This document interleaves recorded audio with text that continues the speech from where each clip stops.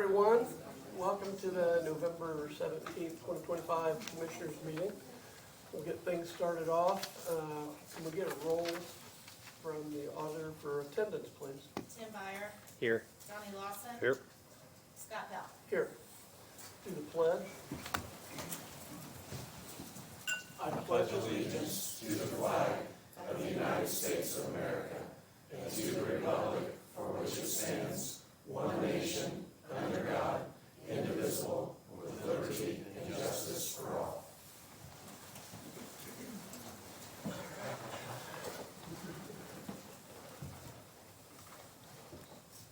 First of all, let's do the approval of the minutes from November 3rd, 2025 meeting.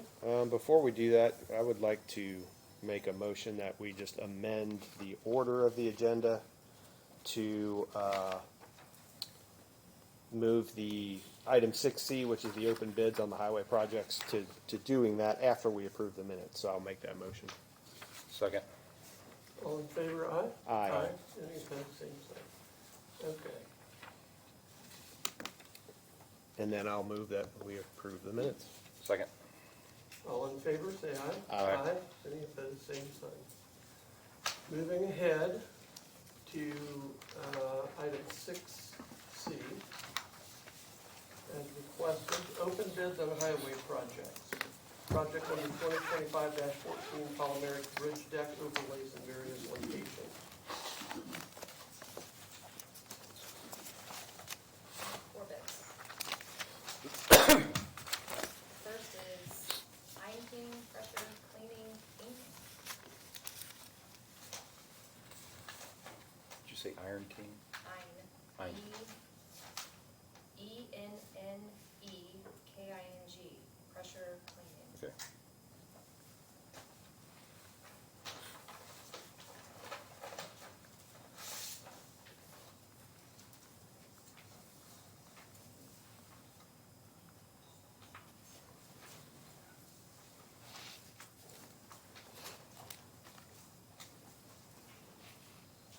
Okay, this one is for the bridge deck overlays. The total amount is $268,163.95.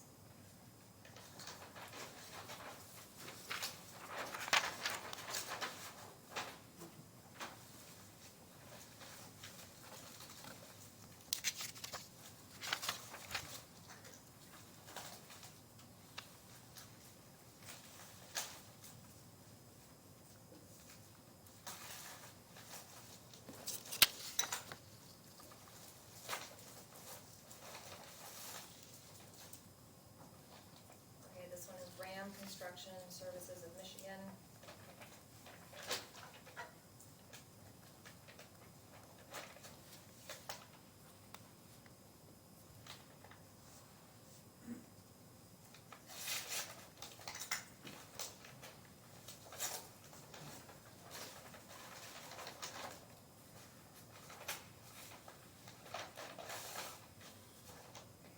This one's also for the bridge deck overlays in the amount of $297,813.75.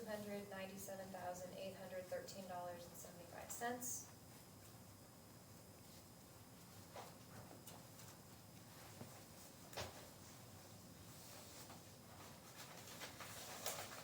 there more than one in each of these? Because I know there's two projects. Those next two are for your next project. Okay. Did you read that?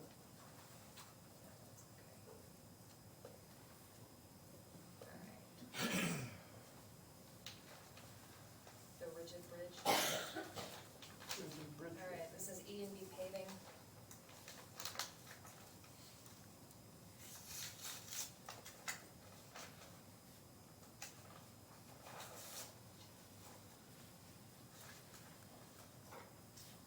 In the amount of $243,880.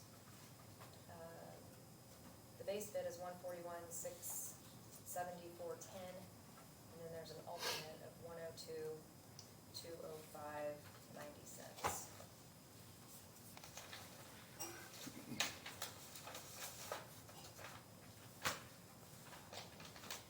And the last one is Pontum Contractors.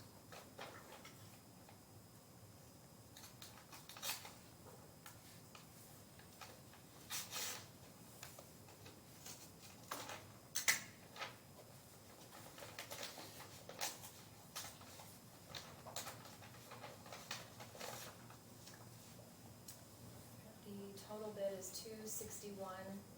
$261,132. This base bid is $137,269. And alternate A is $123,863. That concludes the bids. I'll move that we take those bids under advisement. Second. All in favor? Aye. Aye. Aye. Any opposed, same sign. Okay, going back to the front of the sheet. Next up is consent agenda. I'll move that we approve the consent agenda. Second. All in favor? Aye. Aye. Any- I do want to state that some of these items are paid 2026, they're not all 2025. Just want that in the minutes. Okay. Do we need to do it separate then? No, you're Okay. fine. I just want that known in the minutes Got somewhere it. that that's. Thank you. Okay, so all in favor? Aye. Aye. Any opposed, same sign. Old business, new or amended human resources policies. First up is PTO policy.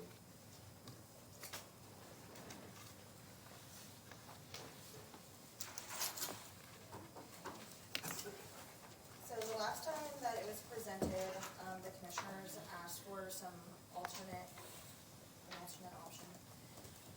So currently what you guys have is leaving the banks at the 12 weeks and then changing the retirement provision. There's a grandfathering in this policy, so if you have 25 years or more by the end of this year, so December 31st, 2025, that you are grandfathered into the current policy. And then the other change is we're keeping the banks the same, it's just if your employment ends, you get paid up to 4 weeks PTO. That's the other change, correct? I'll make a motion that we approve the PTO policy. Second. All in favor? Aye. Aye. Any opposed, same sign.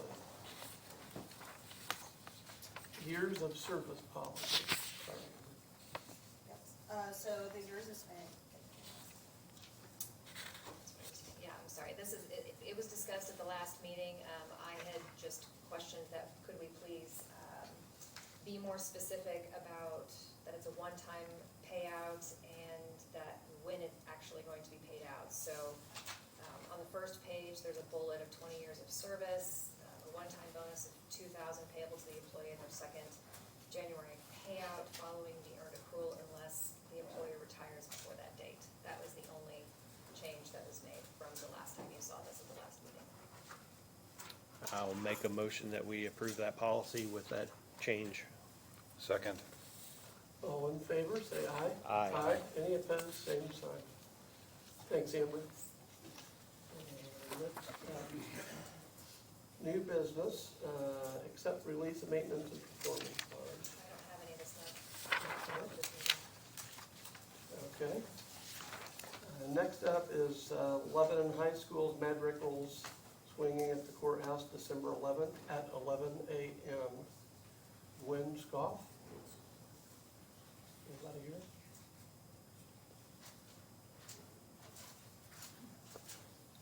We want to move to approve that. I'll It's- I think they do that every year, don't they? You do. Yeah.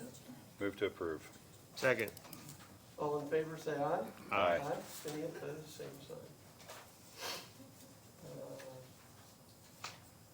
Just did C, so it brings us to letter D. Ordinance 2025-14, ordinance to adopt the PWO on first reading.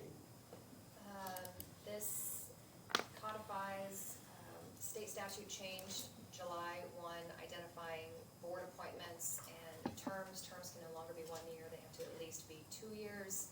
The proposal is for council's 2 appointments to be 2-year terms and the commissioners' 3 appointments to be 3-year terms. I sent the proposed ordinance to the assessor, she was comfortable with it. DLGF is aware that one of the provisions that was codified by the General Assembly is not able to be complied with. So hopefully that will be changed in the next general session. This is just first reading, so it can change, it'll come back before you at the December meeting with a public hearing.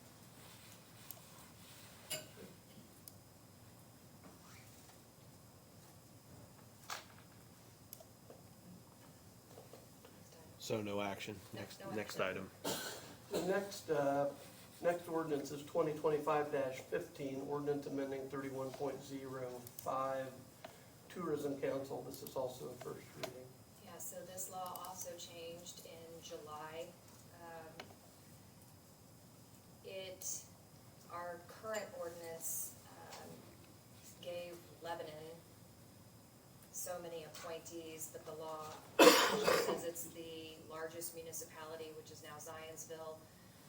So the commissioners get to determine how many members are on the board.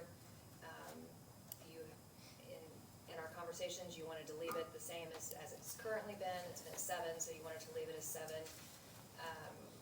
The commissioners get 4 of those appointments, and Zionsville, as the largest municipality, would get 3 of those. But the language is written in such a way that if another municipality becomes the largest municipality, it would automatically convert to that one. This is also first reading, so changes can be made, but it'll go back December 1st. Okay. Next up is county assessor request to approve vendor to perform assessment and reassessment. Jennifer Lansing.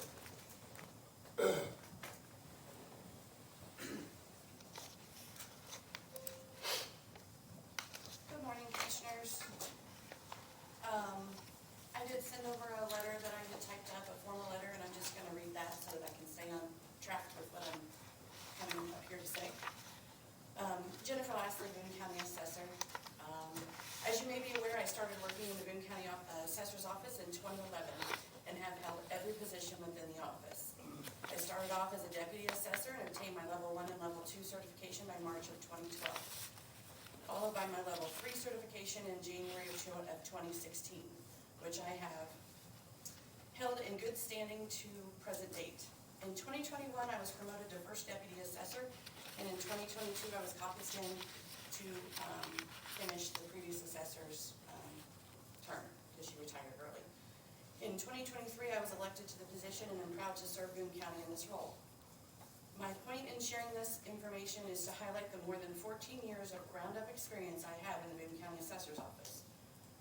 Further, I am fortunate to have a dedicated staff with more than a combined 18 years of knowledge and experience with the functionality of the Assessor's Office, all with level 2 or higher certifications. To further highlight the importance of the cyclical reassessment and new construction vendor contracts decision and my office's recommendation, Boone County is the second fastest growing county in Indiana. The total number of real estate parcels assessed for 2024 was 37,648. There was, in 2025, 38,387. And to date, we are starting 2026 with 39,374 parcels, with a month and a half left in this year to still get more. The chosen vendor for the cyclical reassessment and new construction vendor contracts must follow all permits that are issued from the 7 municipalities within Boone County. For perspective, the last 3 years, the total permit numbers in 2023 was 3,735. In 2024 was 3,584. And in 2025, as of the end of September, we were at 2,510. Given the present staffing levels, the assessor's office relies on the outside vendor to perform cyclical and new construction vendor contracts, utilizing 13 with various levels of experience currently, is what I have. With the end of the expiration of my current vendor contracts, I initiated a request for proposal for a cyclical reassessment and new construction vendor. In response, I received 2 proposals from 2 vendors, Nexus Group and Government Utilities Technology Services, or GUTS. My staff and I, as well as outside individuals with experience and expertise in the assessment field, have thoroughly reviewed both responses to the RFP. My current vendor, GUTS, put in 2 bids, one for each of the 2 contracts. GUTS has been doing work in Boone County for 18 plus years and has over 100 years of assessing experience in Indiana assessments. GUTS has always provided great service to Boone County and is a locally based company with knowledge of Boone County's growth and development. GUTS provides adequate staffing dedicated to Boone County. The annual cyclical reassessment bid from GUTS is $338,600. And the new construction, or the other contract bid, is $620,980. Breaking this down on a per-person level across the 13 individuals doing the work, it is roughly $73,813.85 per year per person. Under my contract, GUTS does provide some services to the auditor's office as well that are not necessarily defined in the contracts, but there is no additional charge. GUTS has never requested additional funding mid-year. The auditor, treasurer, and assessor all use the same CAMA system that is a GUTS program, and neither of the two offices want to change that system. The current vendor bid includes doing all preparation and data entry for all the cyclical reassessment and for the new construction. Nexus Group also submitted 2 bids, one for each of the 2 contracts. I'm concerned the proposed staffing is in the proposal only includes 4 individuals that are not dedicated to Boone County. They would be shared with other counties doing the same work for other counties. As stated previously, the dynamics of Boone County make this number of 4 individuals for both contracts, in my opinion, significantly inadequate number of staff in order to complete the necessary work. The other counties that this company does work in do not come close to comparing to the size and growth of Boone County. We have inflexible assessment timeline that is set by the Department of Local Government and Finance. We cannot afford to fall behind or miss deadlines. Some of the other work done by the current vendor for the auditor's office is not specifically included in the Nexus proposal. So there would have to be an additional contract the auditor would need. In comparing other contracts the Nexus has with other counties, they are doing less work for more money in other counties. Out of the 14 counties that Nexus does the cyclical reassessment work for, 12 of those counties are required to do their own data entry. I don't have enough staffing to do my data entry. The annual cyclical reassessment bid from Nexus is $125,000. The new construction or other contract bid is $155,000. Breaking this down on a per parcel level across the 4 individuals I have doing the work, it is roughly $70,000 per year per person. In my professional opinion, and after a thorough review, the Nexus bid appears to be inadequate and therefore unresponsive to the RFP. In conclusion, I'm confident that continuing to contract with GUTS is the best choice for Boone County. I'm asking that the commissioners approve the GUTS contract to give me the necessary tools to complete my statutory obligations as the Boone County assessor. You will find attached the 2 contracts for service. That's what I emailed. That's what I have to say at this point. We've put a lot of work into this. I know this is a hot topic. You guys are all wanting to hear about this, I'm sure, but Jennifer called us in when the RFPs came back in September-ish sometime. Spoke with Jennifer Hostetter, Dan Lamar, and myself. I didn't know who Nexus was. It was a bid that came back. And she had serious concerns that day, and I started kind of taking mental notes of all these, and at the end of the meeting, I came over and called Nexus with a list of the inadequacies or shortfalls that she had. All these seemed very easily and readily remedied in a phone call, and were included in the RFP submitted. So I thought, okay, maybe we better get Nexus to come up and have a meeting with us. So we did that. We had a long meeting, and I asked Assessor Lasley to make sure that, I think it was in the rotunda, you're running this, make sure you're satisfied. You ask all the questions that you can or you can think of when they come up. And we had a good debate or discussion, and at the end of that, there was still some controversy, and I said, well, GUTS has been a long time. It's not just with assessing and reassessing. GUTS has got several different things going on with Boone County and has for a long time. I said, let's call them in and let's get their side of the story, so then we have everyone's. So, we've also done that. I think Nexus is currently doing 20 different counties in the state of Indiana. Not all, there are many moving parts to assessing, reassessing, cyclical, all that stuff. More than I cared to learn, quite honestly. But with all that being said, I lost my train of thought, I'm sorry. But with all that being said, we tried to wrap everything up with this RFP. I can't think of, out of the 20 counties, I didn't get 100% response, because I would call, leave a message, or speak to the assessor, or at sometimes the auditor, depending on the question.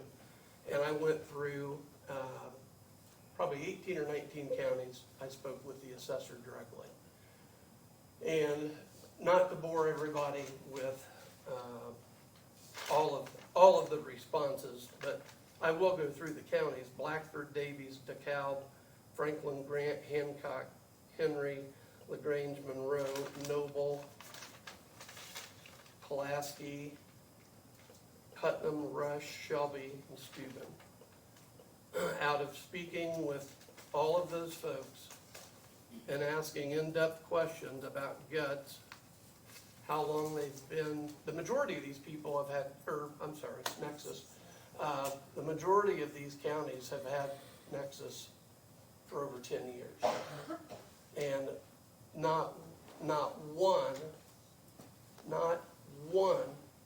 had nothing negative to say. I was amazed. I truly am. Whatever happens today, I don't know of anybody probably sitting in this audience that works for anybody that has a 100% batting average, or 1,000% batting average. It was remarkable, the responses I got. Nexus saves thousands of dollars. They're on top of it. They never get behind. They go above and beyond. Very, very satisfied. 15 plus years. That was in my initial calls. I then heard there was a potential problem of Nexus getting behind on the assessment, reassessments, in 7 counties they were deficient in. I think it's 6, but it came to me as 7. Putnam, Monroe, Henry, Franklin, Wells, and Noble. I called all of those folks. I realized then I was reading a Department of Local Government Finance State of Indiana sheet from August 12th. That's just this is a running total of where everybody's at. It doesn't mean they're actually late, it means they're running behind in whatever. If you look at an updated map, everything was submitted properly and efficiently, and almost all of these counties also said that they were early. One county, they said, I think it was Putnam, said they were a month and a half early on having all the work done. So I haven't heard any credible information of why Nexus Group should not be considered equally. I've heard a lot of doomsday stories, but I've not heard anything that... The RFPs are not even close to apples. I have talked with Nick Parr several times on this, and when his RFPs come in, we don't just take the lowest of his. I know that him and Commissioner Meyer reached out to one of the lowest individuals on one of his recently and proved that it was not a responsive bid, and that's what I've done. I've gathered all the information. I went around and spoke to several municipality units of government. Not one of them, not one person I spoke to thinks the Nexus bid is responsive. Okay. And there's of the two contracts for each company combined, Guts came in at $959,600 annually, $959,600. Just for those of you that might not know all these numbers, the two combined for Nexus is $280,000. That's a $679,600 a year savings, not just cheapest, it's a savings. Nexus Group offers, not because we asked for this, but just because part of their deal is they give full legal access. Any challenges we have or appeals, they fight that for us. And many of us can probably remember back to, I don't know what year, but I do remember, the Meyer store in Whitestown. That cost Boone County taxpayers $600,000 to fight that appeal. We wouldn't pay a dime if Nexus was doing it. That's not true, you would pay for expert witnesses. Okay, They said you have that to in pay the for meeting. expert, you're correct. And that's what And Meyer- filing fees and court costs, Yes, and Meyer, that was a big part of what we did pay.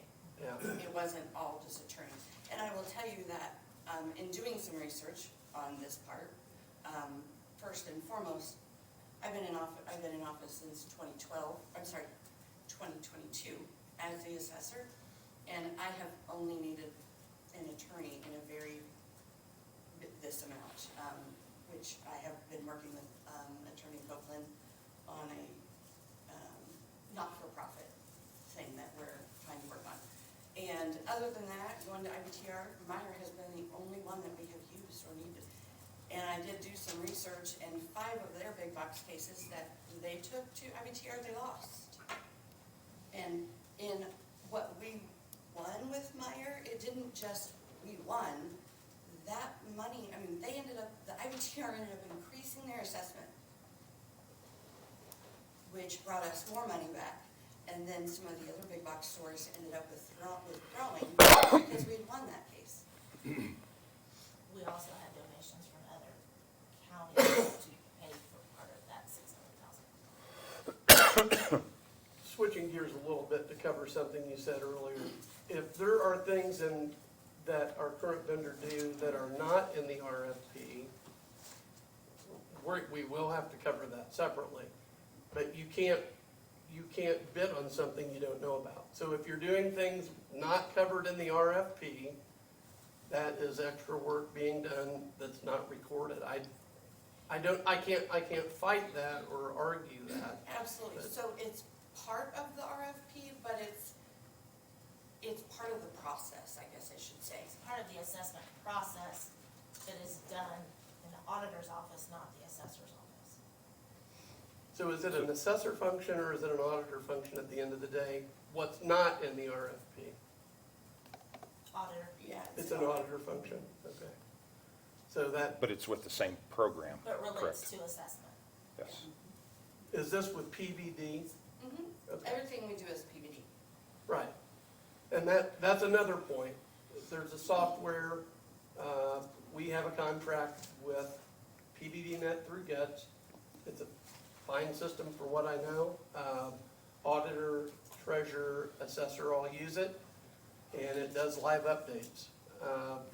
Nexus Group has no issues using that. If they want to continue to write a contract for that, we've got another year, I think, on this policy, or on this contract. So we can do PVD's 20, up at, end of 27.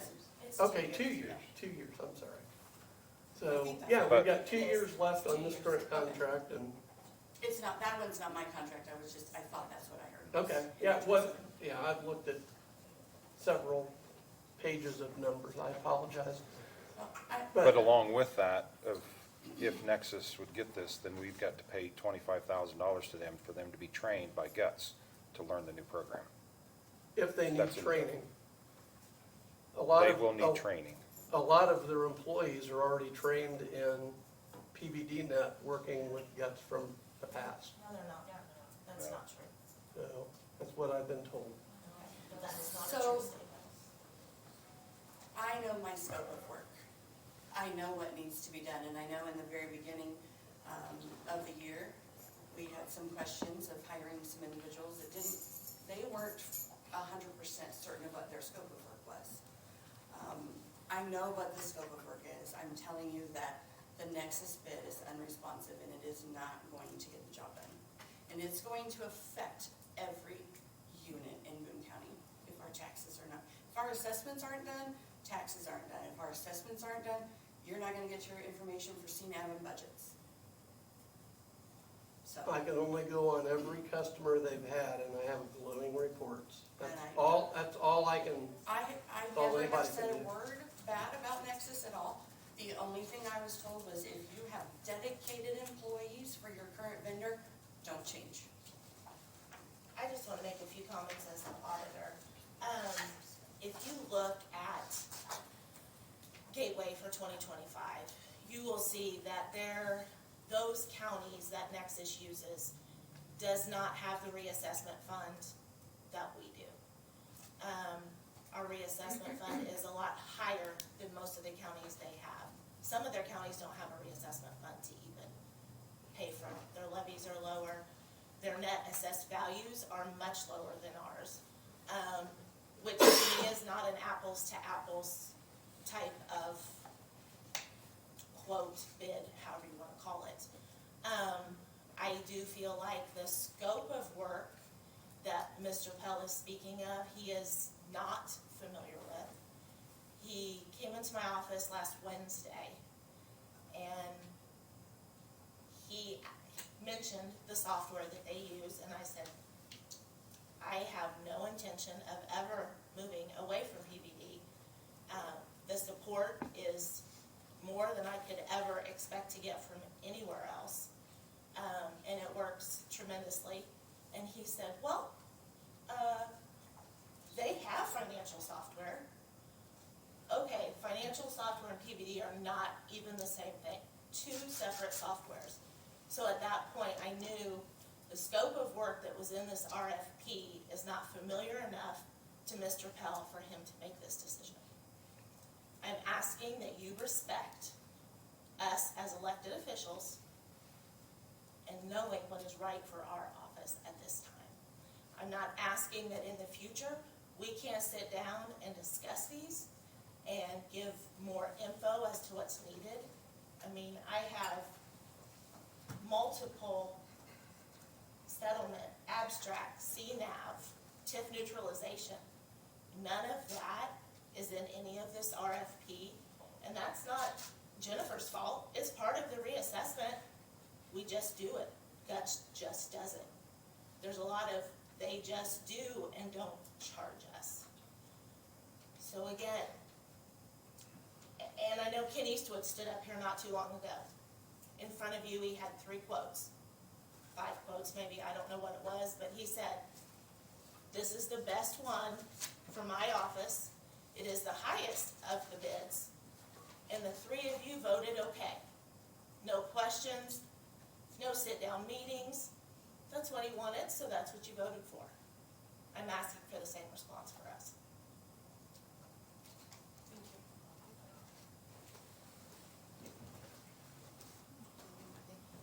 When I've looked through these numbers and the whole program, and I'll be the first one to tell you all that I don't understand the program. And that's why I went and talked to them, to everybody that's working on this program, to understand what it does, how it does, and how many things it does. And with this spreadsheet that I have here, it helps explain that even more.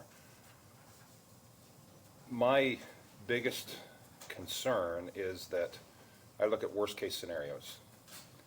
So if we get behind on this, and as you said earlier, that the taxes are not served in the right amount, and I put this out as far as 3 months being the worst problem that we'd ever have of it not being right. Everyone that lives in the county is still getting billed for last year or the previous tax. That could be too high or too low, one way or another. So then we're shifting things around, and it makes more of a mess in the courthouse for all of you. When you do that, and like I said, worst case scenario, that 3 months, none of the schools are getting their money, none of the cities are getting their money, And that causes a huge problem because, and I'll give this as an example of talking to Western Boone, is that they don't borrow any money. They're in good shape of doing what they're doing. If they have to borrow money, then all of us are paying for that, because that will come back for us to pay the interest on that. The school doesn't. We do as taxpayers. So that's why I'm saying the worst-case scenario things, and I like to think about that because I want to prepare and not have that happen at all. We've never had that happen in the last 18 years, and I don't want that to happen now. What I'm doing is listening to the people that use that program every day of the year, literally 365 days a year, you all use that. And I respect what you've chosen, and I'm not going to override you on this because that's stepping too far. What I'm going after is your recommendation on what we use, what we've had in the past, and let's keep moving in the same direction with that. I have heard from one county that they do not like the new program, and they want to get rid of it. So that tells me that can be an issue. Those are my thoughts on this, because I want to prevent any problems in the future, and I'm not going to override any of the people in the courthouse that recommends guts to stay with this contract. The program you're speaking of is the software program, and it's Yes. Xsoft, Yes. and nobody has brought up switching. We You can didn't talk still to them all. use PBDnet. You did not talk to the county that does not like that program. Everybody liked PBDnet here. I suggested we stay with PBDnet. We don't have to move unless it just becomes Okay, unavailable to us. good point. But The last time, with all due respect, that you were in my office, you made a comment to me that said, well, if we change and if Nexus doesn't want to pay Guts to train them, then we'll have to change to Exxon. That was what you said to me in my office. I don't recall that, but I'm not gonna say, I don't remember. So, But part of the other thing in the Nexus meeting, my concern ultimately is the amount of staffing. I have 13 dedicated people out doing this work. We have, if Boone County is growing so much, there is absolutely no way to do this work, these two bids, with 4 people. And I reached out to Hendricks County to find out what it is they do and how many people do they have on their staffing. They have 21 full-time and 3 part-time. Nexus does do their ratio study for them, but they go out and do their own residential cyclical reassessment, okay, which is part of what this bid is. And they have 10 to 12 staff members doing that work. 10 to 12 just doing the residential reassessment. And the Nexus bid has 4 people on 2 contracts. The numbers to me speak volumes.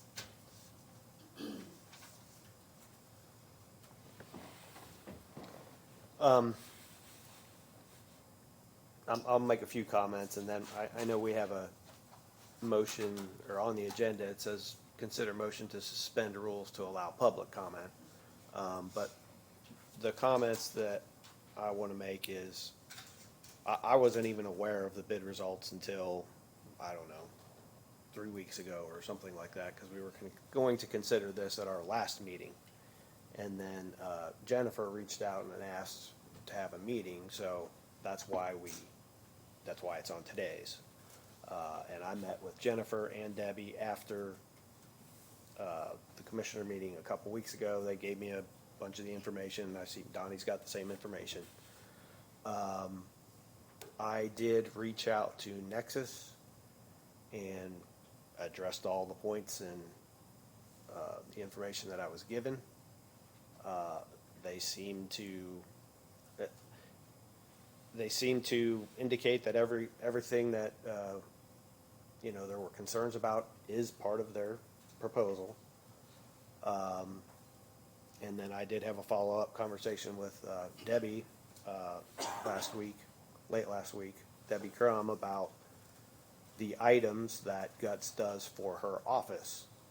And, I mean, like she said this morning, it was not part of the RFP, so, you know, whether those are functions done by, auditors' offices elsewhere, I don't know.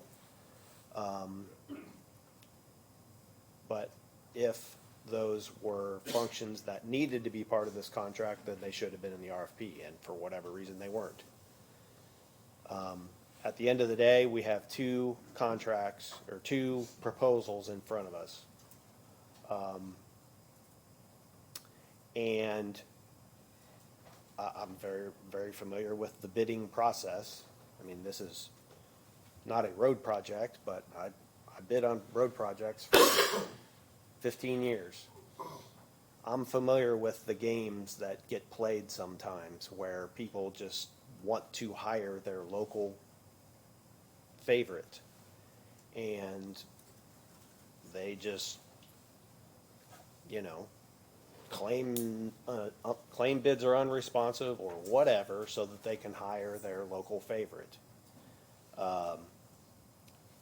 I guess I'm questioning what is unresponsive in this bid, because based on what I've seen, I don't know what's unresponsive other than you think they ought to have more people work on Boone County. That's the biggest piece.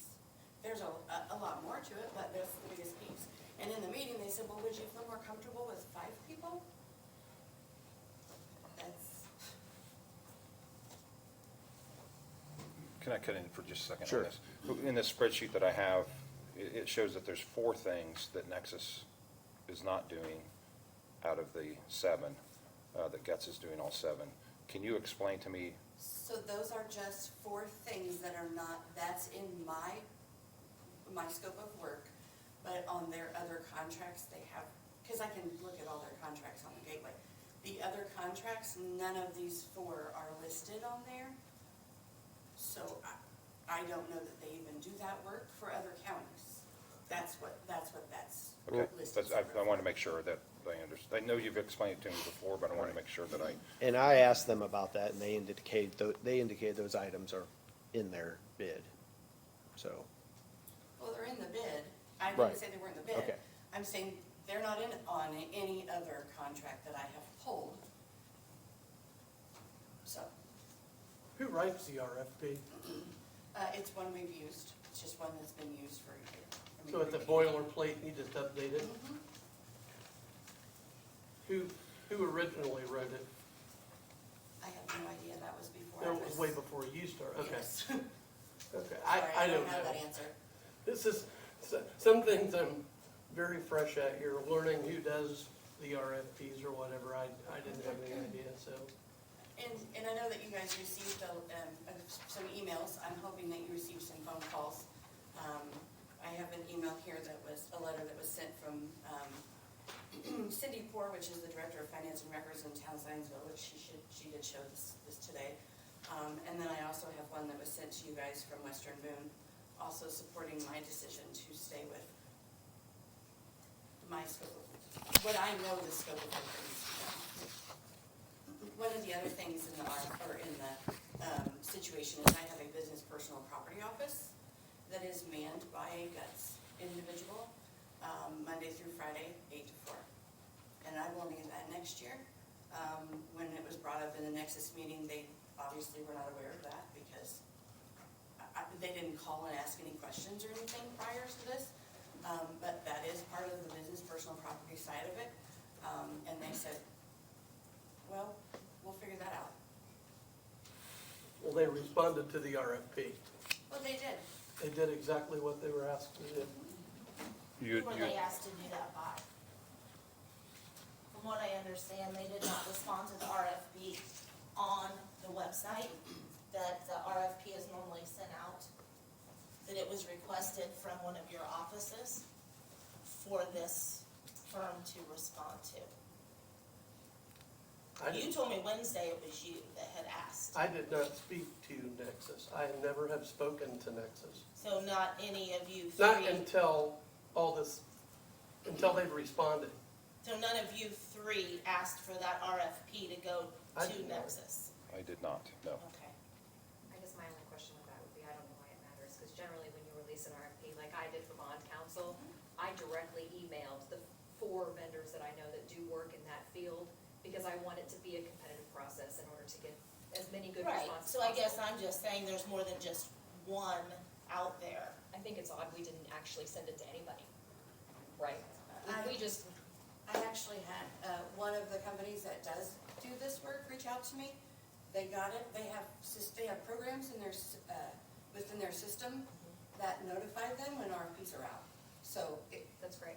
I mean, it isn't some, I don't send it out to people because if I miss somebody, then I feel like that's a favoritism to me, and that's not what I'm about. I put it out just like I'm supposed to do legally. You had mentioned letters, and we all received these this morning from Boone County Farm Bureau in supporting the GETS contract. Okay. But I also want you to consider too that if the Nexus contract is decided upon, that my office will contract with Guts in hopes that the council will give me an additional to move forward with that. Or the property side of things, or it won't get done. And that's an everyday thing. There are more, we touch every piece of property as Jennifer does in my office.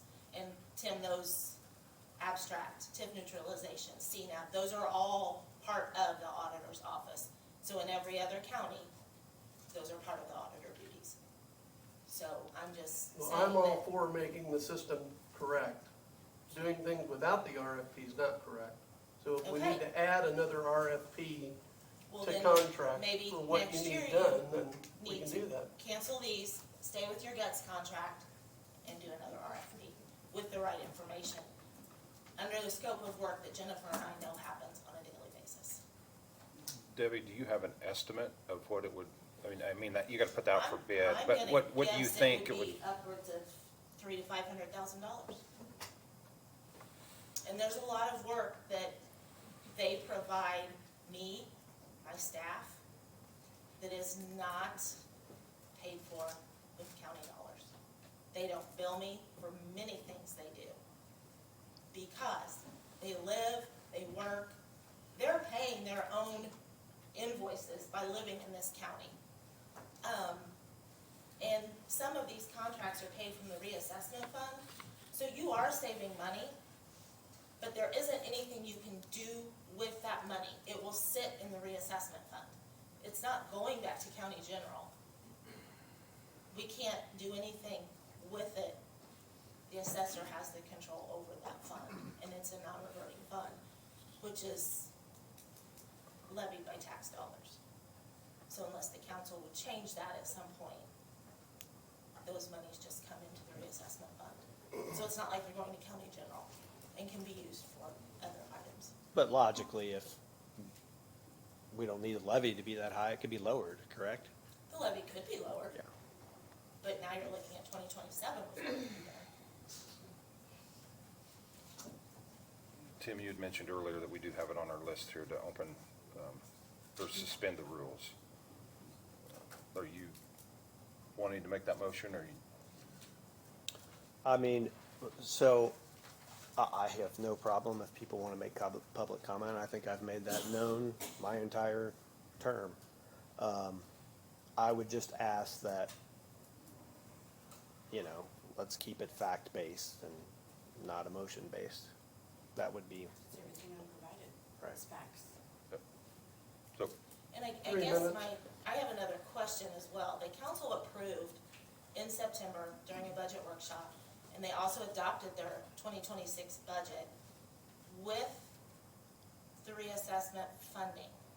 So I guess I'm confused as to if we have funding for this, why there is question if Jennifer is telling you which contract she prefers.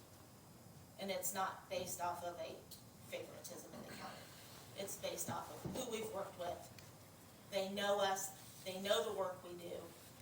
We have a huge project that is only known to Boone County right now, and that's the Lilly IDB. They have been in on it, discussions from the beginning, and I can't imagine if they are not here to follow us through this project, what might happen? We will lose out on money. The IEDC won't be very happy with us, and Lebanon won't be very happy with us. So there are many things to think of. I was not in any of these discussions to bring any of this to the table. So I don't feel like we're gonna move to switch contracts at this point. I truly feel like if the bids would have come in under bid A and bid B, this conversation would not even be held. I would have said, this is who I want to do A because the scope of work can be done by A. My professional opinion, scope of work cannot be done by B. What do you mean by bid, if it would have come in under bid A and bid B? If there wouldn't be names attached Oh, to the bids.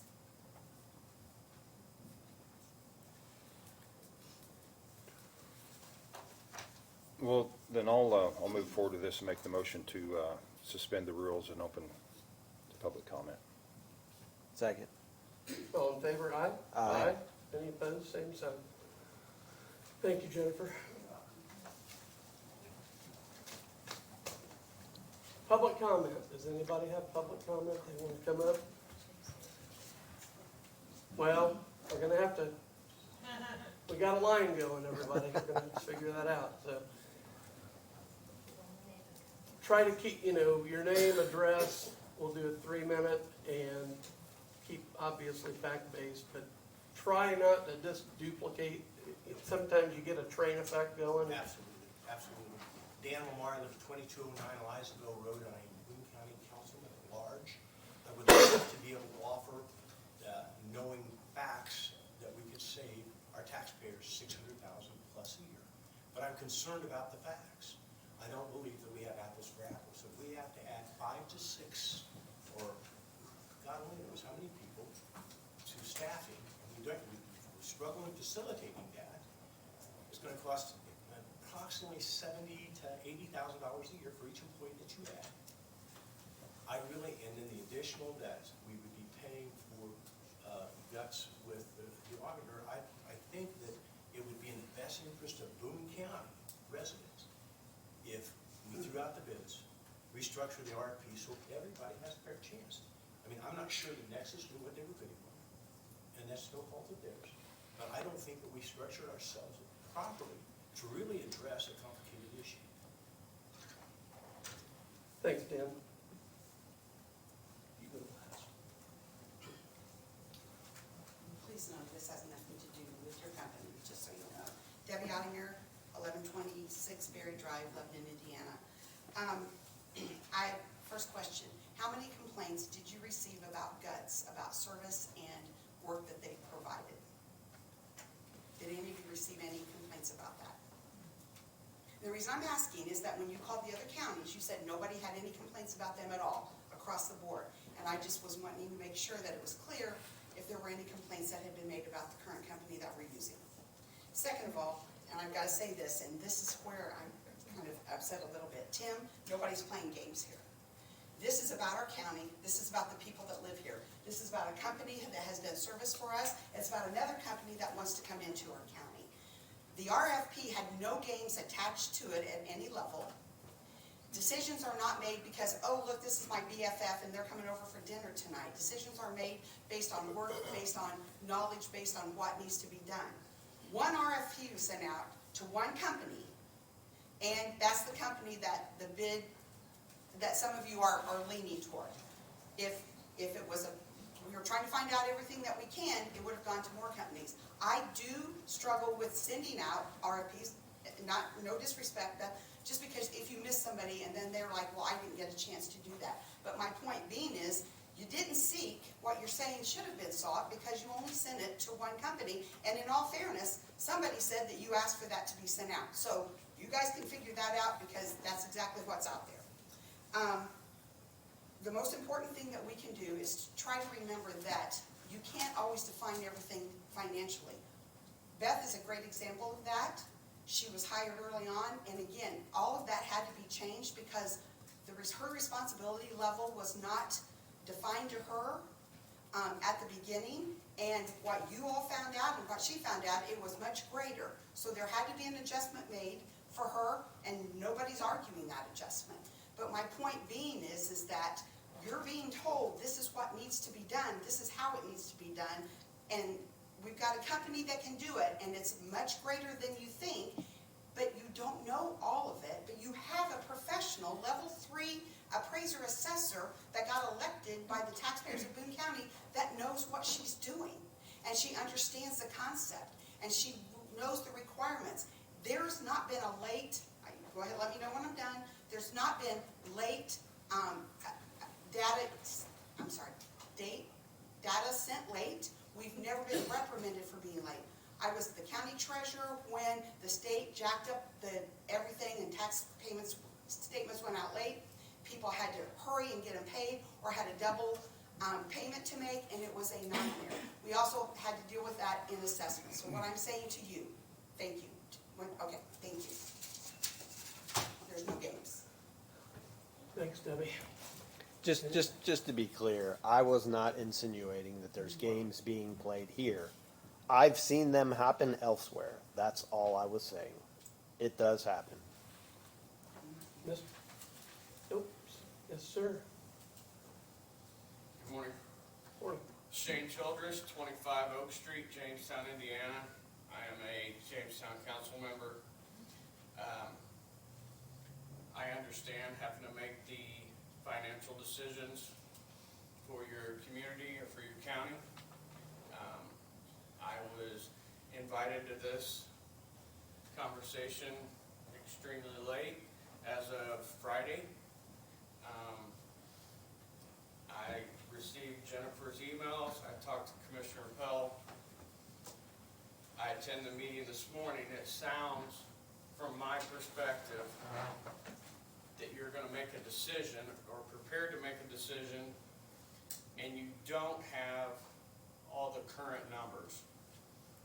Jamestown, Advance, and Thorntown have the biggest to lose over the entire county. Because if there is, we all three operate on a much significant lesser budget than everyone else. And if something gets missed, the three small towns will have dire consequences. And I just ask that you make sure that your numbers are in fact what you say they are. Because if they are missed, I would like to know, does the county have a plan that if there are drastic numbers missed, how will you help Jamestown, Advance, and Thorntown? How are you going to help your Zionsville, Lebanon, Whitestown? I understand you have to make a decision, but the decision can be desperate for the three smaller towns of this community. And it just does not sound like we have all of the numbers that we need. 25,000 for training, 55,000 for additional people. I just ask that you take everything into consideration because this county does have a lot to lose if we make a bad decision. Thank you for allowing me to speak. Thank you. Thank you, sir. Mr. Van Horn. Kevin Van Horn, Boone County Council, District 3, 1204 Chestnut Lane here in Lebanon, Indiana. I'm reminded how 40 years ago I didn't have a pot to pee in, excuse the language. But I went down to Indianapolis because I had to get a muffler put on my vehicle. I go to a big name shop down there. Okay, thank you for the info. So as I come back in town, I go to Mr. Beeson's muffler shop there on 32. God rest his soul. And Mr. Beeson gave me the estimate. He was several dollars more than what the Indianapolis estimate was. And I looked at Mr. Beeson and I said, Mr. Beeson, help me understand why I should spend my money with you. He says, Kevin, do you live here in town? I said, I do. He says, it's important that you keep your money here in Boone County, Indiana, here in Lebanon, Indiana.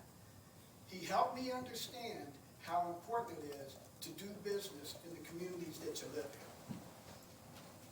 Guts has demonstrated over many years, as you heard from several people this morning, the work that they do. And I'll make a comment. I've never made any comment or any connection with Nexus. I'll put that out front. But I do understand understand that the work that has been done by Guts here in Boone County, Indiana, and many other counties throughout the state of Indiana and other states, that they do top-notch work. And if we pay a little bit extra, that's okay with me. Because I understand, as everyone in here, Jennifer has mentioned it, Debbie's mentioned it, Debbie Crum has also mentioned it, Mr. Tilgers has mentioned it, the concern that any of us here in Boone County government, if we have a concern, I can call Eric Goodnight tonight. At 11 o'clock at night, he's going to answer his phone, and he's going to help me with whatever issue I might have. Absolutely. And I think it's fair to say that any of the elected officials, not only elected officials, but employees that work in those offices would have any concerns, they call anybody. And those individuals will help them on a heartbeat. With that being said, I'm going to say keep it here in Boone County, but more importantly, make sure you make a decision based on the quality of work that Guts has demonstrated to this county, not only as a company, but for the employees that work there. I have no idea how many of your employees live in Boone County, Indiana. I have no clue.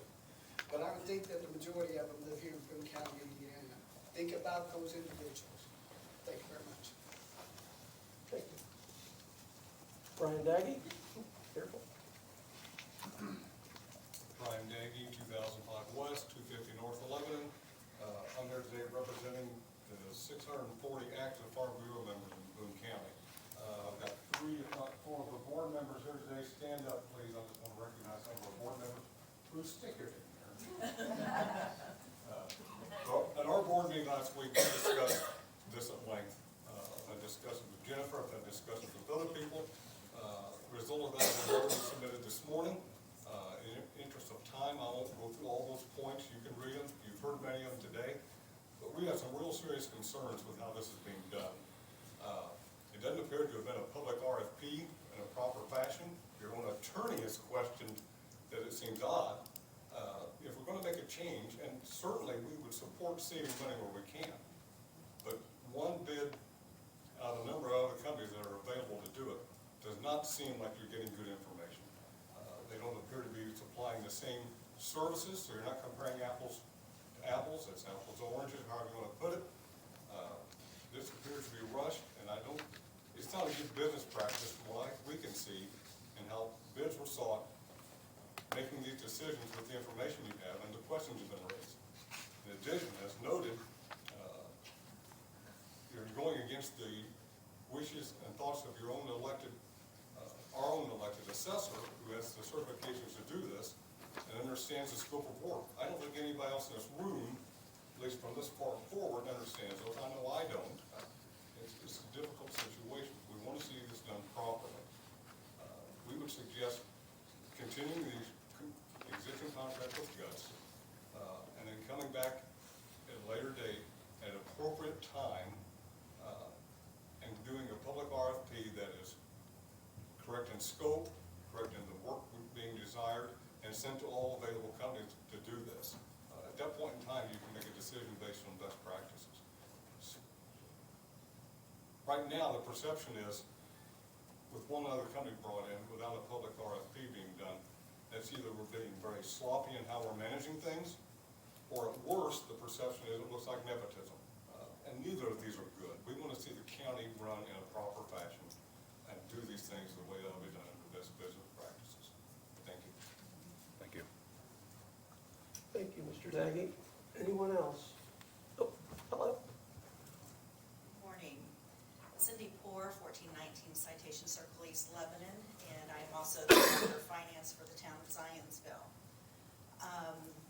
Being a finance person, I completely appreciate the position that you're in with the vast difference in the dollars in these contracts. However, as Mr. Lamar said, cost isn't always what you have to rely on. You have to rely on the quality of the work and what you know you're going to get. Right now, going into the next few years with the Senate Bill 1 and the uncertainty of what we're going to be facing for our revenues, the thought of changing and possibly, we're not that familiar with the new company, with Nexus, and no, nothing against you guys. But, you know, we talk about getting behind, you know, what if we get 3 months behind or something like this? We can't afford for that to happen. Yes, Zionsville has reserves that we can fall back on temporarily. The gentleman from, I believe, Jamestown, I agree with him. It's the smaller communities in Boone County that are gonna suffer, possibly the schools. You know, all of the taxing units, it's gonna affect us all. It's gonna be a trickle effect. And you may get 3 months behind, but how long is it gonna take you to catch things back up to where they need to be, to get things fixed? You have to take the whole picture into consideration. One of my concerns is that, I mean, since the bid was so drastically low, I always feel like it's kind of a low ball. Are they just wanting to get their foot in the door? I really feel like that expanse of dollars is gonna change. And that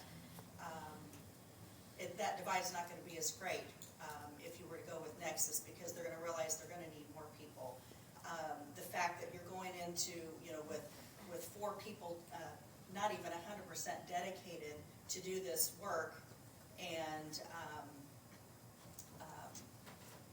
you know, I don't know, I just really have some concerns about going into a contract with the other company. And yes, I can see where, you know, people may say, oh, well, you know, Guts has been here a long time, you know, so forth. But there's something also to be said to have those relationships and knowing that you can rely on and work and trust with a company. So I would recommend that you stay with the company that you have. Thank you. I just feel like you guys want to hear from me. Lisa Bruder, Boone County Clerk. So one thing that's not mentioned on this is anytime there's a new subdivision or new road or anything that's added to this, Guts has to go in and add that. But also there has to be communication with them advising us so that we can put them in the proper precincts. So there has been several times you Google it and the address doesn't come up. And you search it. I personally have driven around Whitestown area. I've called Terry, 435. I've called Eric, way later than any person should be called. And Sean, I mean, hey, can you guys, like Sean helping me with different things regarding the election, and then these two stepping up and saying, like, that's one thing that I don't know that was addressed with Nexus, like the communication that if it's not updated today and they don't get a vote, don't think I'm gonna let them jump all over me. I'll be like, here you go. Here you go. Not my problem, not my fault. So, and we're still not, we won't be doing paper ballots on those people that we didn't get them in the system properly. I mean, like that is one big thing. And then there's also the state law regarding that when we do a TS, which is a tax sale, or an MI, which is the personal property, that has big, I mean, those are deadlines that's implemented by the state. Those come through the pipeline from Nikki, that gets them from, I mean, Jennifer, I mean, it kind of goes through the pipeline. It ends up with us, but they have to be put on to Odyssey to establish the case. So, that's all. I mean, those were just a couple things that we don't really have that much to do with it, but the things that we do are kind of bigger impacts. Okay, thank you. Thank you. Judy? Jody Stewart, Logan, Indiana. I am not an elected official. I don't know Nexus. I don't know Guts. My question is this taxpayer money that is being used for these companies? Is this taxpayer money? Yes. Okay. Everything is taxpayer. So I'm here to speak for the taxpayers because it seems like we've always done things the way we've always done things. And I feel like Scott took the time to reach out to other companies or other communities that use Nexus. And you know, you guys need to get into the mindset that you work for the taxpayers. You don't work for the companies. And I believe that, why not give them a chance? They're coming in a lot lower than what we're used to spending. Maybe it is gonna make your job a little bit more difficult, but you're working with the taxpayers' money here. And so, I'm just facing this as a taxpayer. You work for us.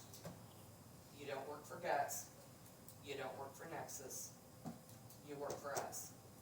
And you need to be taking due care of our money and the way you're spending it. Thank you. Thank you. Anyone else? Mr. Cusimano? Okay. Brian Cusimano, I'm Chief Operating Officer of Nexus Group. I'm here with Lena Boswell, the CEO, and Jeff Lynch, who is co-founder of Nexus Group. I guess I first want to say I am amazed at the level of engagement in our contract here, the contract we bid on. And I just have a few comments just to kind of address some of the things that have been said. First, we've never been late for any contract that we've been engaged on. So we've never missed a deadline. And as Scott pointed out, 10/31, the DLGF issued a new map of timeliness on doing the reassessments. And all of our counties are at least at where they're supposed to be. Many are well ahead of where they're supposed to be right now. We have some that are already complete. And again, the deadline on that is 12/31. I don't think the bid is unresponsive. I think that that's kind of been covered. I think we did respond to everything in the bid and are willing to provide all the services that are listed therein. Now, obviously, if the service wasn't listed in the bid, then we didn't bid on it, plain and simple. I think to kind of step back on all this and whether we can do it, how timely we can be, I'm just going to throw out some of the numbers that I have been looking at since all this came to pass. And I don't know that anywhere else we've had this level of scrutiny. And frankly, it's kind of good, and it's kind of good for us to do this sort of exercise. But we've heard the number thrown out that Guts has 14 people working on this project. And that's about 39,000 parcels, okay? We at Nexus Group have really, aside from the three of us, we have, I think, about 21 or 22 employees across the state. And we have 500,000 parcels under contract. And again, we are not late, we are never late. I do have to personally stick up for myself a little bit in regards to the appeals process, IBCR hearings. Yeah, absolutely, we have not won every case. We take many cases to trial, probably more than we should, but that's because we listen to our clients. They want to go to trial, we'll do it. And what I can tell you as the most recent history is, we were successful in defending the valuation of the Nestle plant in Anderson, Indiana, which is a $50 million property. So I'm very proud of that, and I'm proud of the work that I do, and that my cohorts, we have 2 other attorneys that work for us. You know what? If you don't want to use us, and you still want to go with the firm that you've had success with, you could do that. There's nothing saying that you have to work with us, but I stick up for our record a little bit. You know, I guess I would also say I've never met anyone in this room prior to submitting the bid. We received an email from someone in HR and responded to that, and that's how this process got started. So again, I think we are 100% capable of doing this work, and I don't think there's really any questions. Did you guys have any questions for us?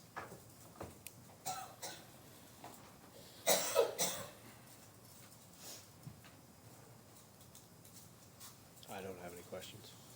No. Do you have No, thank anything you. to add?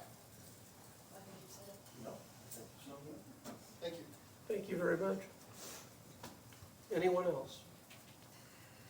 Eric, good night.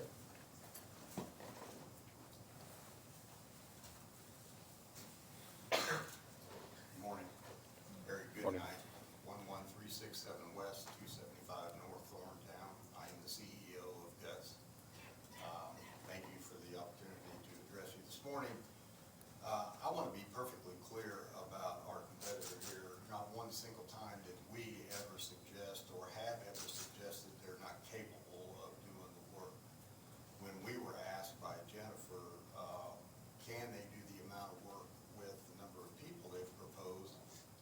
clearly stated, it takes 13 for us to do everything that needs to be done. We act, and have always acted as an extension of personnel in those offices. If you start looking at the number of people that it takes in similar sized counties, and the growth counties that I'm talking about, Hendricks and Hamilton, we're right in line with the number of people it's going to require to do the work daily in this office. And that's what needs to be considered, I believe. It's not about the dollars and cents. Money gets translated by hours. And it takes a lot of hours to do the work that needs to be done. We're talking about Lily. We're talking about the new server farm that's going on west of Lebanon. And I invite all of you to go out and look at the amount of equipment. 1,400 acres is getting plowed under right now for a number of different buildings. This is not a one-shot deal where you go out and pick up one building. We'll be dealing with this for numerous years in the future. These are two extensive projects. And these are not $50 million projects. These are $4.5 billion, $5 billion projects. It's a lot of work. It's a lot of effort. And I don't believe the RFP hit anything, frankly. I think some of the services that Debbie is speaking of this morning are those kinds of things that involve both the auditor and the assessor. And in the past, again, acting as an extension, if you will, of the assessor's office, the work needed to be done, we did. Did we come back and say it's more hours, more money? No, we just did it. It was a part of the process. Does it belong in her office? Probably.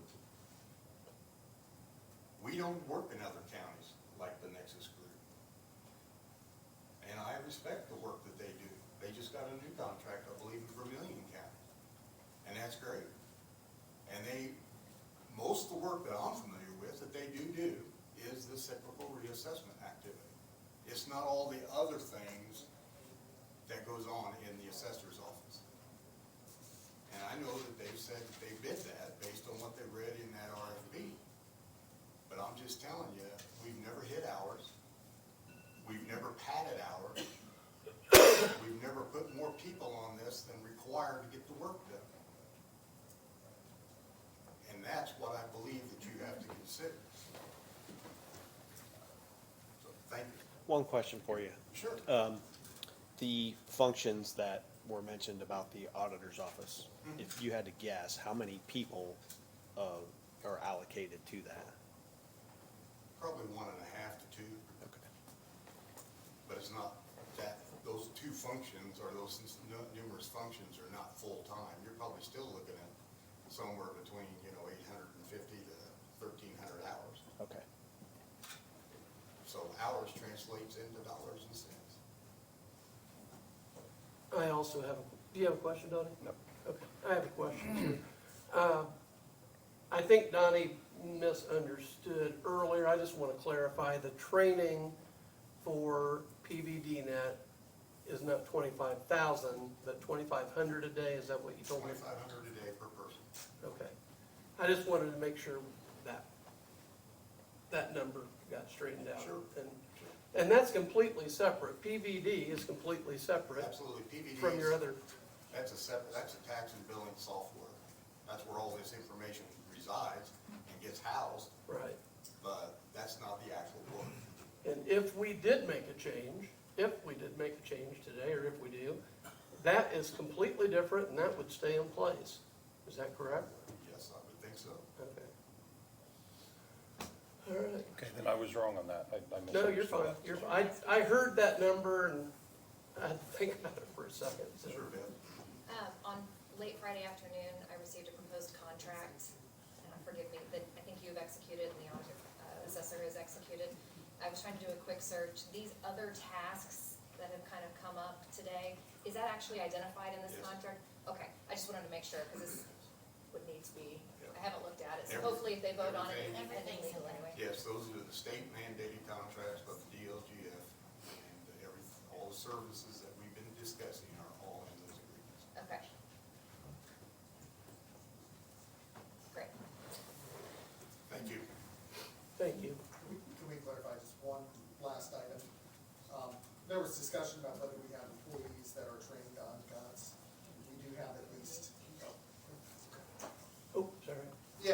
have a few employees who previously worked in Marion County and are trained out in Guts. And we have another employee that still works in a county that just recently converted from Guts, who's been with us for PVD. You mean the PBD?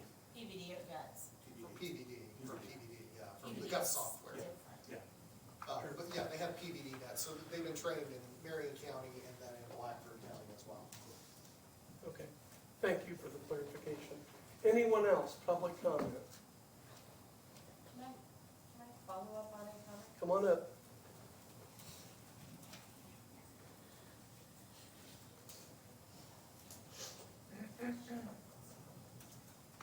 So I just wanted to clarify, Jody, I can completely respect the taxpayers are who pays this.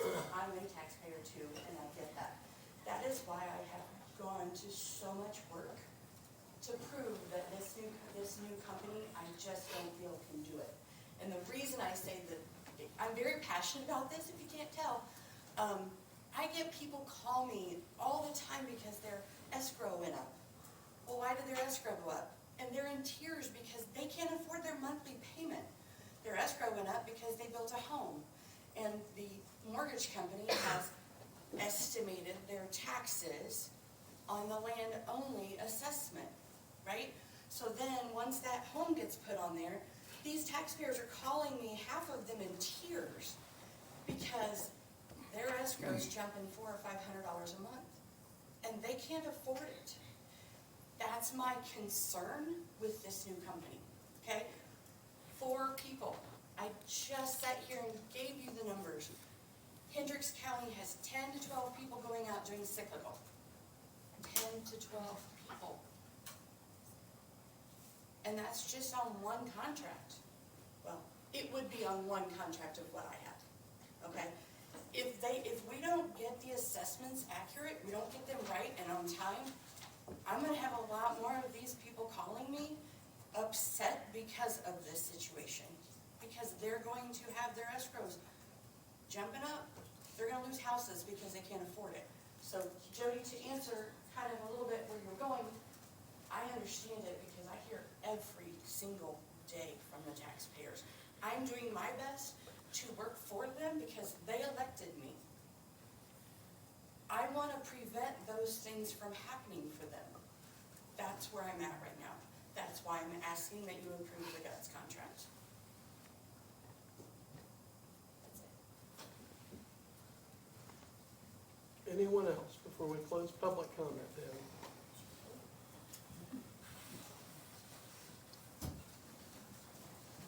Hello, my name is Rebecca Dunn. I also I live in Noblesville, but I've also worked for Marion County Assessor's Office. And the individual that they're speaking of that has this training for PVD or for GUTS hasn't touched that software anywhere between 8 to 10 years as well. So she would also need to be retrained with that information being said. So she would be in the same boat just as anybody else. I worked hand in hand close with her. She's actually related to one of the Nexus employees. I just wanted to put that out there. So when they say they bring somebody with expertise that hasn't been utilized in almost a decade, so she would need just that big training, just like the rest of the individuals with Nexus would as well. Thank you.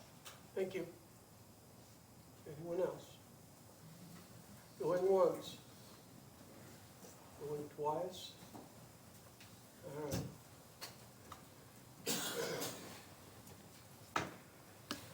So Beth, we have a partially executed contract in front of us.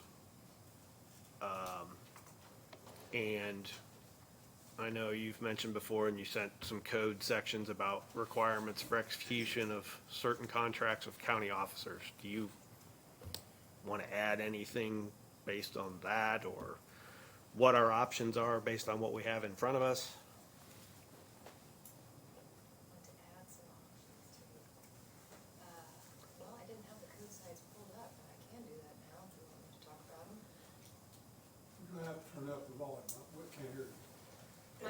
My apologies. I didn't realize I was gonna be put on the spot to answer code sections right now, but I can certainly try to find those. Well, I think that Yeah. it sounds like the option is we either approve what's in front of us or we don't approve what's in front of us, because we only have one thing in front of us.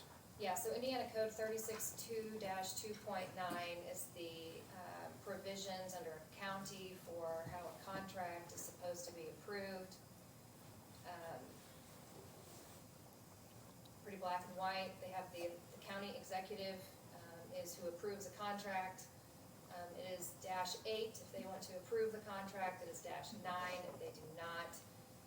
If they find the contract does not comply with a provision of this code or not acceptable for reasons other than those determined, they have to provide that county officer with a written statement identifying why it is not appropriate, or why they're not going to approve it. So the fact that you have a recommendation by the assessor with a contract, I have to assume you would make a motion on that and then take action one way or another. If we don't approve either one of the contracts today, if this is tabled or whatever we want to do we need to open it back up for bid, or do we just redo this again at the next meeting? So no, you don't, so, and technically, this wasn't bid, right? So this is a services contract. Under Indiana law, this doesn't require a bidding process at all.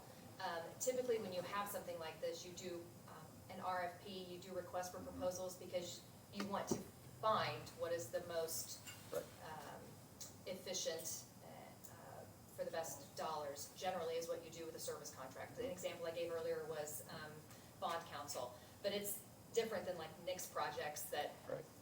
statutorily have to be bid out. I understand, I used the So- wrong words in that. No, that's okay, but I just, everybody likes to throw around different lingo, and my job is just to make sure it's accurate. So, you have several options. You can vote today to approve or deny whatever's in front of you. You could table it to the next meeting, or you could reject all of it and start over. And by start over, you can do another RFP process. Obviously, we're on a much more condensed timeline because I know Jennifer has to have this by January 1. If you're going to take that option of releasing an RFP, then I assume we would modify either the existing RFP and potentially actually send it to everybody we know in Indiana who does this kind of work. Otherwise, I don't know why do that. But yeah, those would be your three options: to approve, to reject. There's 4 options: table, or reject the whole thing and start over. Well, it seems to me that there's been 2 proposals sent back, right? And both seem to meet the requirements of the RFP.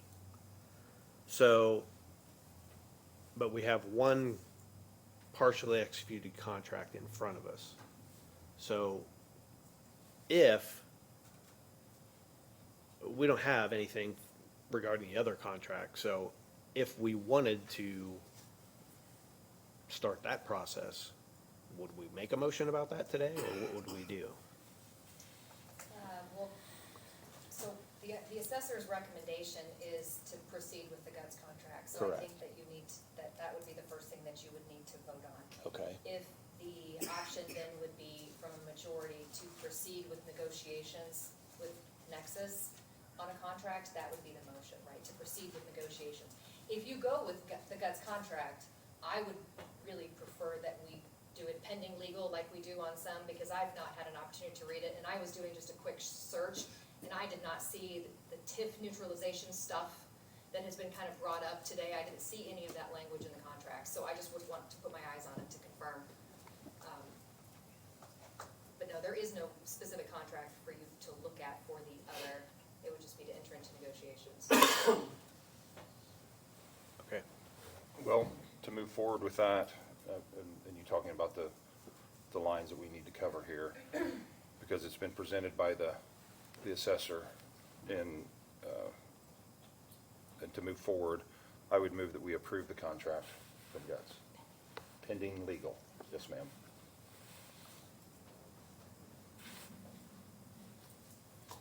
Second?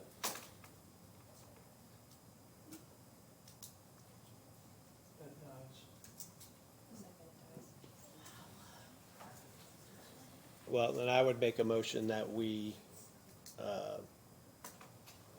initiate negotiations with Nexus Group to enter into a contract. What happens if the assessor doesn't want to sign that contract? The executive signs contract, so, and I can send you the statute. But, so the county officials have the right to sign a contract that is not approved by the executive, and then the executive has the ability to void that contract. So you would. So then basically see you in court, if it comes to that. Yeah, you could. she could do that. I think the only thing I would say is kind of what I highlighted earlier is that under 36.2.99, if the executive finds the contract does not comply with a specific provision or is otherwise not acceptable for reasons other than those determined under this chapter.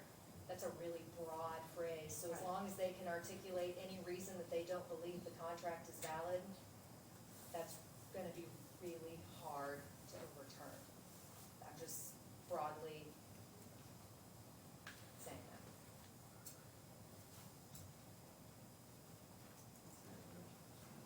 Could you repeat what you said? I made a motion to initiate negotiations with, to enter into a contract with Nexus Group. Okay, I'll second your motion. All in favor, say aye. Aye. Any opposed, same sign. Aye. Okay. Motion carries 2-1. Next is approval of 2026 Commissioner meeting dates. No, you skipped I think, one. yeah, I think we need Skip the G. the G, Oh. And I would probably wait. six G. Oh, I'm sorry, I missed that.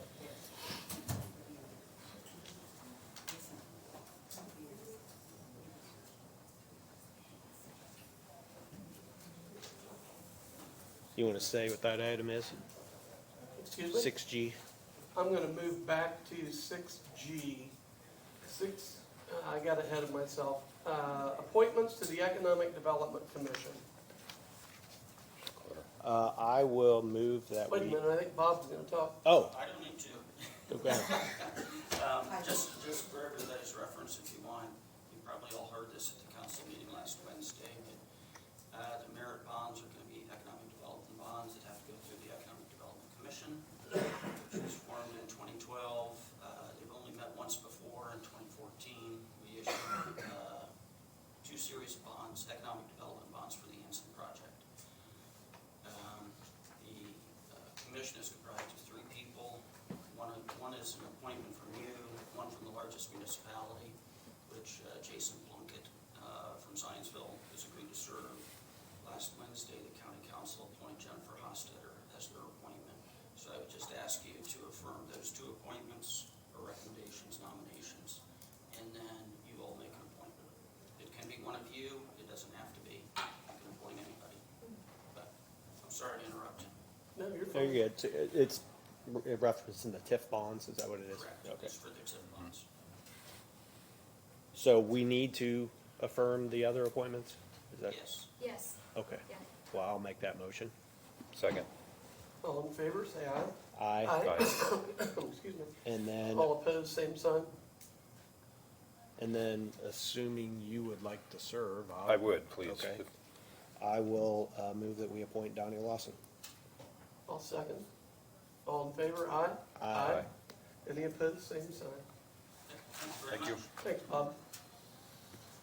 Okay, now on to the big stuff. Approval of the 2026 Commissioner meeting date.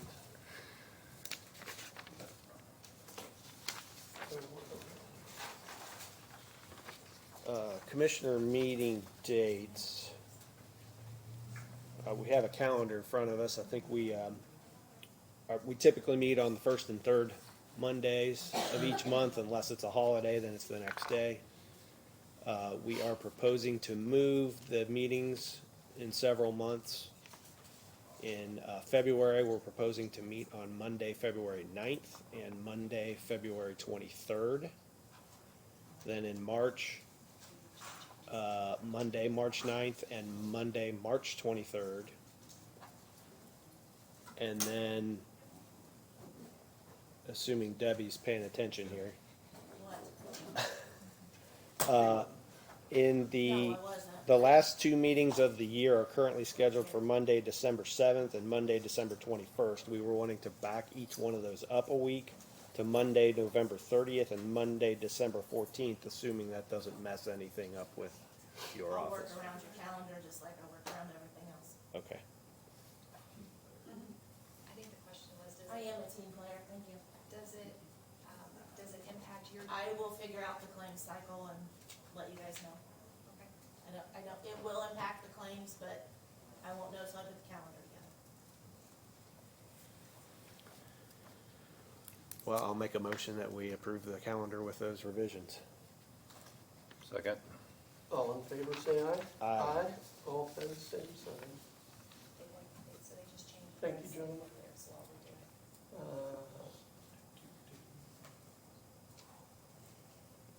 it. Okay, I want to make an announcement.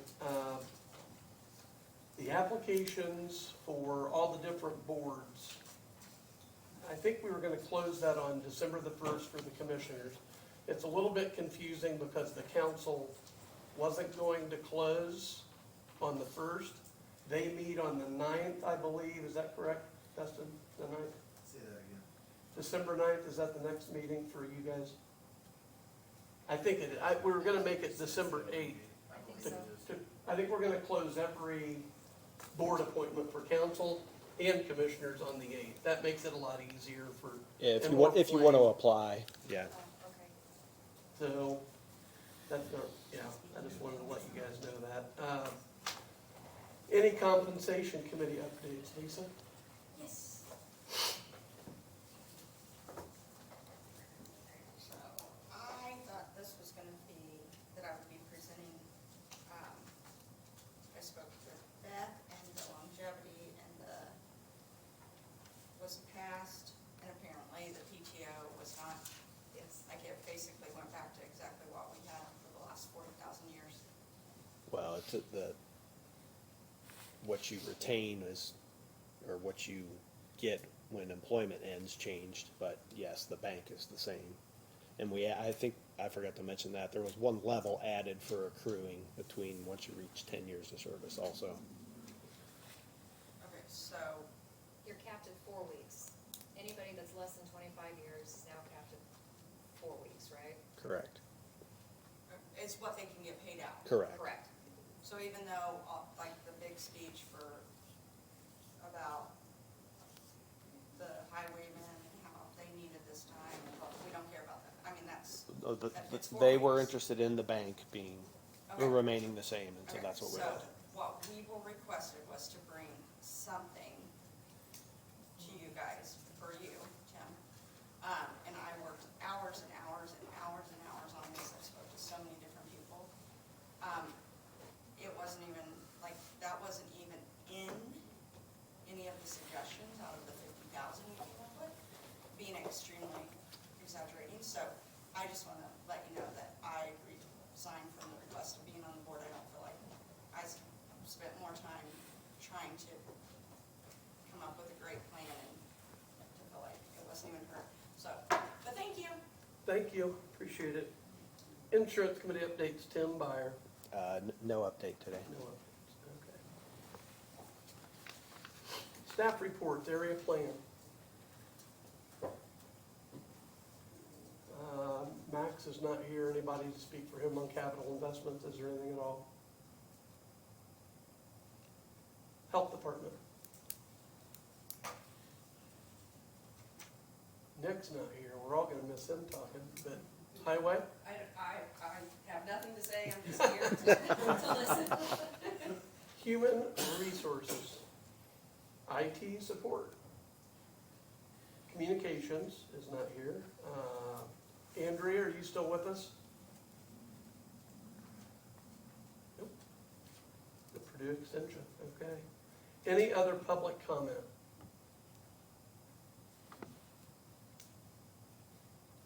Approval of claims. I move that we approve claims. Second. All in favor, say aye. Aye. Any opposed, same sign. Any further commissioner comments? Okay, I have none. for a motion to adjourn. Move to adjourn. Second. All in favor, say aye. Aye. Any opposed, same sign. Thank you all very much.